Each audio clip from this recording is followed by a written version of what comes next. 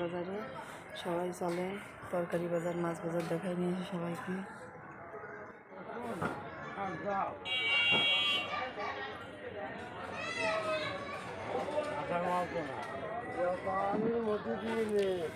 বাবা সবজি যা দাম, এক আটি শাকের দাম 20 টাকা, লাল শাক 20 টাকা দাম, পুঁই শাক এক আটি 20 টাকা। আর এই যে লাউ একটা বলতেছে যে 70 টাকা 60 টাকা দাম লাউ হিসেবে। এত সবজির দাম রে বাবা রে বাবা, ভাবলাম মনে হয় সবজির দামটা কমেছে, তা তো না দেখতেছি।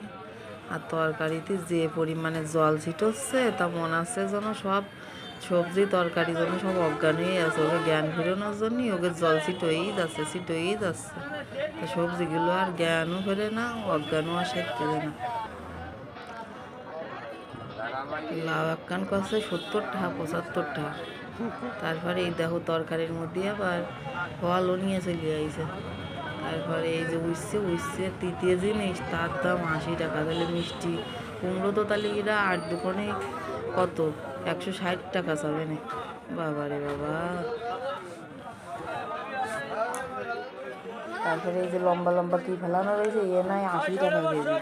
আমি মনে মনে ভাবলাম বাপুরে বাবু, তোমাকে তা তোমরা খাও, আমরা চল যাই, তরকারি আর নেবো না, এবার যাবো মাছ বাজারে। মাছ বাজারে সব মাছেরা নেচে নেচে খেলা করতেছে। এনে আবার এই যে মোটর দিয়ে জল সেট করা রয়েছে, সবাই খেলা করতেছে। তা আমি ভাবলাম যে দেখ তরকারি ওনতে কি নিচে না নিচে আর কি নেবো। নিলাম একখান লাউ আর ফুলকপি, আর এদিকটা মাছ নিয়ে যাবো। দেখ কী মাছ নেওয়া যায়, নিয়ে তোমাকে দেখো, আমি বাড়ি নিয়ে যাবো। কোন মাছটা নেওয়া যায় তোমরা দেখো, আর কোন মাছটা তোমাদের পছন্দ হয়েছে কইও না। দেখো কত রকমের মাছ, কালবাউস, এই যে পাঙাশ, তারপরে এর মধ্যে পাঙাশ একটু পরে যা বাড়ি নিয়ে কাটিয়ে দিয়ে ফেলাই দেবে না, পিস করে করার মধ্যে যাবে না, তারপরে পেটের মধ্যে তাকের আবার জল দিয়ে আবার এই জায়গায় শুকিয়ে সবাই দিয়ে দিয়েছে। মনে হচ্ছে কত ভালো বাসে মাছগুলো রে, বাঁচিয়ে নে। দেখো সবাই বসে রয়েছে মাছ নিয়ে, তেমন একটা কেনাকাটা নেই, অত দাম হলে কেন দেখিয়ে দেবে, মানুষ জন্মের দাম চাচ্ছে। তা আমি দুটো মাছ নিয়েছি, নিয়ে এবার চলে যাই দিয়ে বাড়ির দিকে। দুটো মাছের সেরকম দাম চাইছে, দুটো রুই মাছ নিলাম, আর কিছু নিলাম না। আবার পরে আর একদিন আসবানি, এসে দেখা হবে না, তোমাকে দেখাবানি।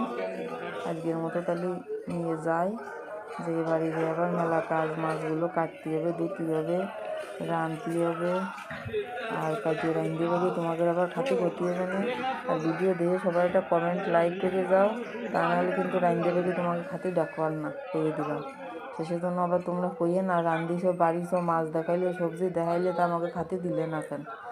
যদি একটু দেখে শুনে কমেন্ট করে যাও তাহলেই আছে খাতে দেবো, না হলে কিন্তু দেবো না, কইয়ে ধরছি। আর সবাই ভালো থাকেন, ধন্যবাদ সবাইকে।